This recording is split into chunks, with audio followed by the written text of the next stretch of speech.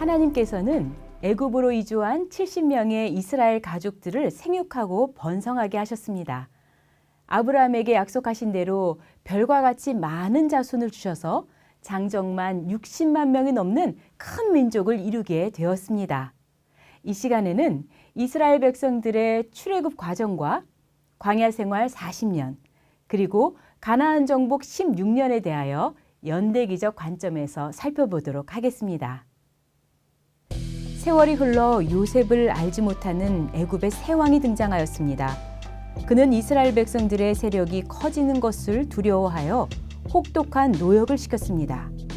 횃불 언약에서 내 자손들이 이방에서 계기되고 그 나라는 400년 동안 내 자손을 괴롭게 하리라는 말씀이 이루어진 것입니다. 바로 왕의 탄압이 얼마나 고통스러웠는지 성경에서는 쇠풀무 애굽, 철풀무 같은 애굽 생활이라고 표현하였습니다. 그럼에도 이스라엘 백성들은 더욱 번식하며 창성하였고 바로 왕은 급기야 히브리인 남자아이가 태어나면 나일강에 던져 죽이라고 명령하였습니다. 이때 레위족 속의 경건한 가정에서 남자아이가 태어났습니다. 아이의 준수함을 본 부모는 그를 상자에 담아 나일강 갈대 사이에 두었습니다. 마침 바로의 딸이 상자를 발견하여 모세라고 이름 짓고 자신의 양자로 키우게 됩니다.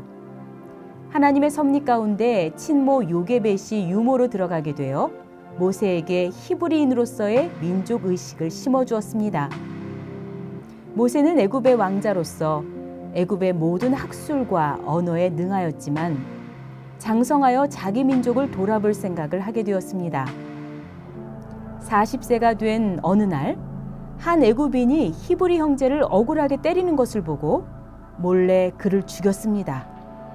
그러나 그 일이 발각되어 모세는 미디안 광야로 도피하게 됩니다. 40년 동안 그곳에서 양을 치며 연단받은 모세는 80세가 되었습니다. 양무리를 몰고 호렙산에 이른 모세는 떨기나무에 불이 붙은 장면을 보게 되었습니다. 떨기나무 가운데서 모세를 부르신 하나님은 그를 지도자로 세우시고 애굽으로 보내십니다. 하나님께서는 애굽에 있는 자기 백성의 고통을 보시고 열조와 맺은 언약을 기억하사 그 자손들을 권념하였습니다. 그리고 애굽 땅에 10가지 재앙을 내려 징치하시고 이스라엘 백성들을 마침내 출애굽시키셨습니다. 일찍이 횃불 언약에서 그 섬기는 나라를 내가 징치할지며 라고 하신 말씀을 성취하신 것입니다. 하나님은 이스라엘 백성들이 애굽 사람들에게 은금 패물과 의복을 구하게 하셨고 애굽 사람들은 순순히 큰 재물을 주었습니다.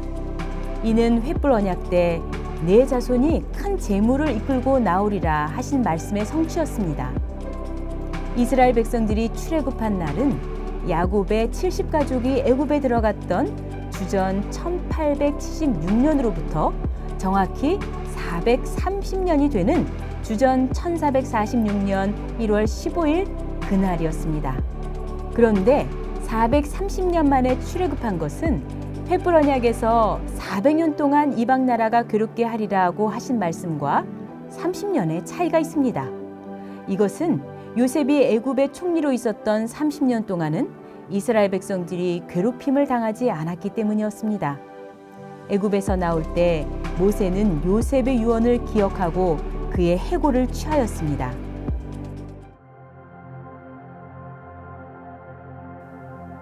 출애굽한 후에 하나님은 방향을 바꾸어 그들을 홍해 근처 믹돌 앞에 진을 치게 하셨습니다. 이스라엘 백성들이 광야에 갇혔다는 소식이 전해지자 바로는 군사들을 이끌고 쫓아왔습니다. 백성들은 애굽 군대가 추격해오는 모습에 심히 놀라 하나님께 부르짖으며 원망하였습니다. 하나님께서는 모세에게 지팡이를 바다 위로 내밀라고 하셨고 모세가 지팡이를 내밀자 큰 동풍이 불어와 바다가 갈라지고 마른 땅이 되었습니다. 이스라엘 백성은 바다 가운데 육지로 행하였고 뒤쫓아온 애굽 군대는 하나님께서 바닷물을 합치심으로 모두 바다에 빠져 수장되고 말았습니다. 1월 15일 출애굽한 지 한 달이 지난 2월 15일에 7번째 진친 곳 신광야에 이르렀을 때 가지고 나온 양식이 다 떨어지게 됩니다. 이스라엘 백성들이 원망하자 하나님께서는 하늘에서 양식을 비같이 내려주시겠다고 말씀하시고 다음 날인 2월 16일부터 만나를 내려주기 시작하셨습니다. 그 후 40년 동안 하나님께서는 6일 동안은 만나를 내리시고 7일째는 만나를 내리지 않으시므로 7일마다 철저히 안식일을 지키도록 훈련시키셨습니다.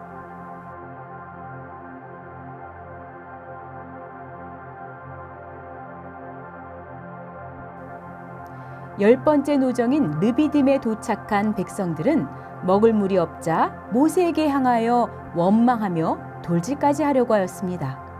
모세가 하나님께 부르짖자 하나님은 모세에게 지팡이로 호렙산 반석을 치라고 명령하셨습니다.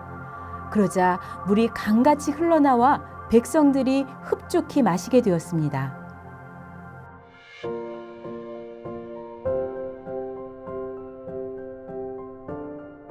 제3월에 11번째 노정인 시내 광야에 도착하였습니다. 시내산에 올라온 모세에게 하나님께서는 이스라엘 백성들과 언약 맺을 것을 제안하셨습니다. 너희가 내 말을 잘 듣고 내 언약을 지키면 너희는 열국 중에서 내 소유가 될 것이며 제사장 나라와 거룩한 백성이 될 것이라. 이 말씀을 전해 들은 백성들은 여호와의 명하신 대로 다 행하리이다 라고 응답하였습니다. 하나님은 이스라엘 백성들이 3일 동안 성결할 것을 명령하셨고 시내산 아래 모인 백성들에게 우레와 번개와 큰 나팔 소리와 함께 직접 십계명을 들려주셨습니다. 하나님의 음성을 직접 들은 이스라엘 백성들은 죽을 것 같은 두려움을 느끼고 모세에게 부탁하여 하나님의 말씀을 대신 듣고 전해달라고 하였습니다. 이에 모세는 시내산에 올라가 세부율법을 받고 내려와 모든 말씀을 기록하였습니다. 그리고 하나님께 번제와 화목제를 드리고 피를 뿌려 언약식을 거행하였습니다. 그 후 아론과 나답과 아비후 그리고 70명의 장로들과 같이 시내산에 올라가 언약 체결 기념 식사를 하였습니다. 모세는 다시 시내산에 올라 40일 동안 머무르면서 십계명이 새겨진 돌판과 성막식양을 받게 됩니다. 그동안 시내산 아래 백성들은 모세가 보이지 않자 송아지 우상을 만들고 그 앞에서 제사를 드리며 먹고 마시며 일어나 뛰놀았습니다. 산에서 내려온 모세는 이 광경을 보고 언약의 돌판을 던져 깨뜨려 버렸습니다. 그리고 하나님 편의 선자들은 나오라고 하였고 레위 지파가 칼을 차고 나와 3,000명을 도륙하였습니다. 이 일로 인해 레위 지파는 하나님께 헌신하는 복을 받게 되었습니다. 하나님께서는 우상 숭배한 이스라엘 백성들을 진멸하시겠다고 하셨지만 모세가 시내산에 올라가 40일 동안 엎드려 중보 기도를 드림으로 진노를 돌이키셨습니다. 그 후 다시 40일 동안 시내산에서 성막의 식양과 제사법에 대한 계시를 받고 십계명이 새겨진 돌판도 다시 받게 됩니다. 시내산에서 내려온 모세는 이스라엘 백성들에게 예물을 가져오게 하고 하나님이 보여주신 식양대로 성막을 지었습니다. 그리고 출애굽 2년 주전 1445년 1월 1일에 성막이 드디어 완성됩니다. 2월 1일에는 총 60만 3,550명의 군대를 개수하고 2월 20일에 시내 광야를 떠났습니다.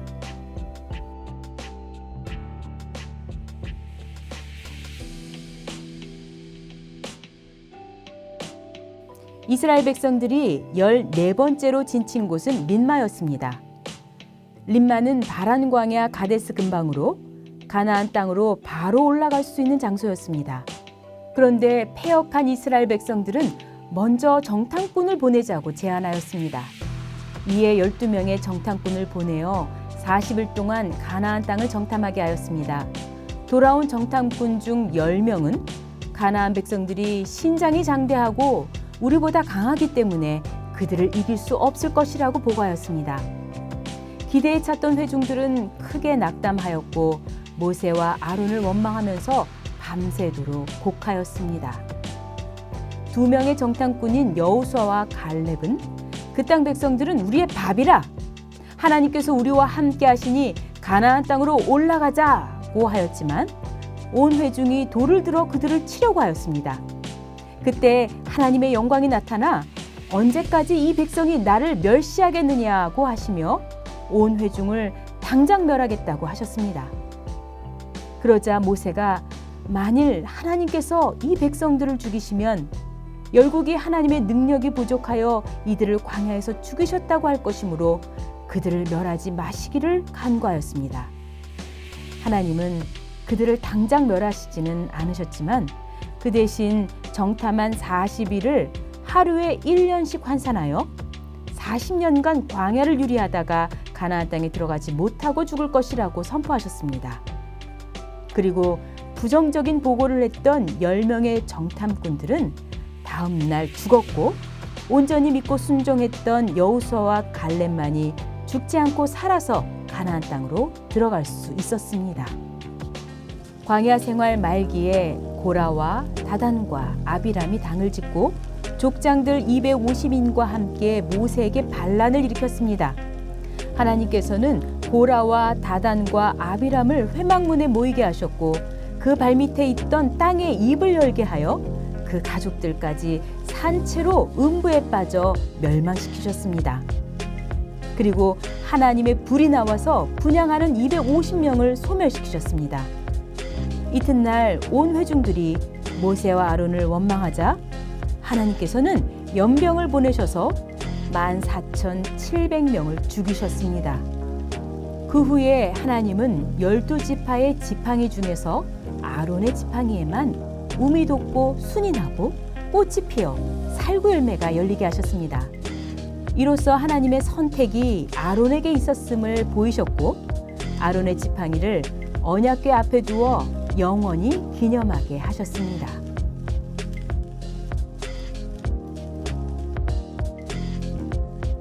주전 1445년 림마에서 광야 생활 40년을 선고받았던 이스라엘 백성들은 38년 동안 18군데 장소를 옮겨 다니다가 주전 1407년 1월에 가데스에 진을 치게 됩니다.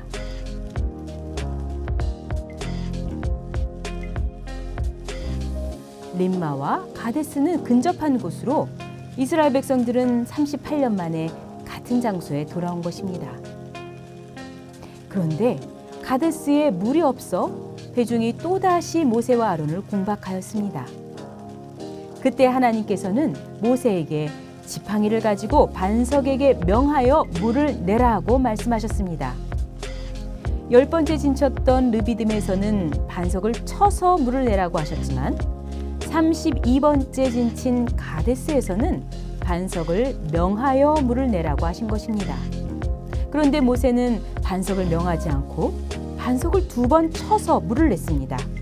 이에 하나님은 진노하셨고 모세와 아론이 가나안 땅에 들어가지 못한다고 선포하셨습니다.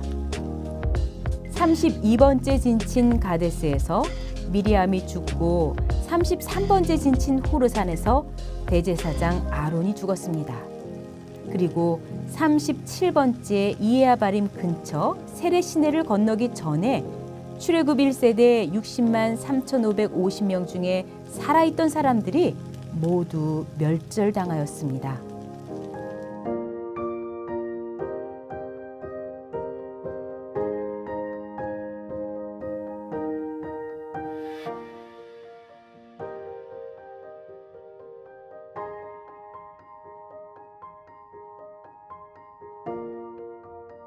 (41번째) 노정인 모압 평지는 가나안 땅 바로 직전에 진친 장소였습니다.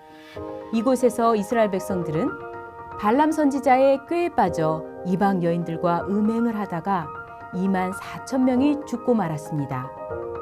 그 후 제2차 군대 계수를 통해 60만 1,730명이 계수되었습니다. 주전 1407년 11월 가나안 입성을 2개월 남겨두었을 때 모세는 죽기 전 마지막 설교를 출애굽 2세대들에게 들려주게 됩니다.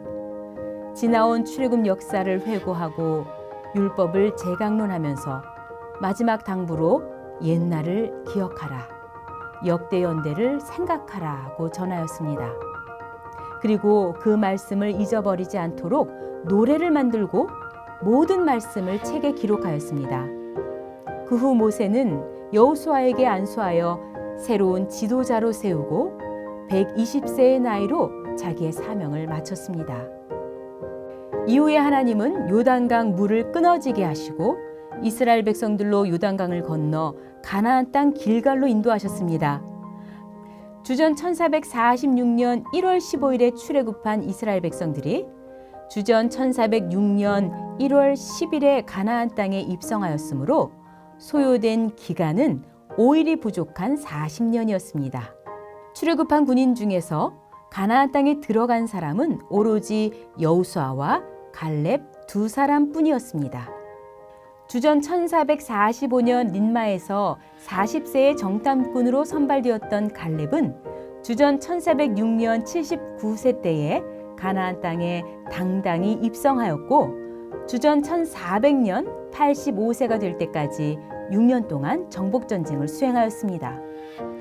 그 후 주전 1390년 여호수아가 110세로 운명하기까지 약 10년 동안 12지파에게 기업을 분배하였습니다. 가나안에 들어간 후 기업 분배까지 16년이 흘렀습니다. 이스라엘 자손들은 애굽에서 가져온 요셉의 뼈를 가나안 땅 세겜에 장사하였습니다. 요셉은 주전 1806년 애굽에서 죽었지만 416년이 지난 주전 1390년에 그의 뼈가 가나안 땅에 묻힘으로써 4대 만에 돌아오리라 하신 횃불 언약이 성취되었습니다. 하나님은 시편 105편 8절에서 그 언약이 천대에 명하신 말씀이라고 하셨습니다. 천대는 무한의 기간, 곧 영원을 나타내는 것입니다. 인간은 패역하고 유한한 존재이기 때문에 하나님과 맺은 언약을 잊어버리고 지키지 않지만 하나님은 언약을 영원히 기억하시고 그 책임을 영원히 보증하고 계십니다. 그러므로 횃불 언약은 과거에 지나가 버린 언약이 아니라 이 땅에 하나님의 나라가 도래할 때까지 아브라함의 믿음의 자손들인 오늘날의 성도들을 통해 성취되어야 할 영원한 언약인 것입니다. 꺼지지 않는 횃불은 자기 백성을 구원하시는 하나님의 뜨거운 사랑입니다.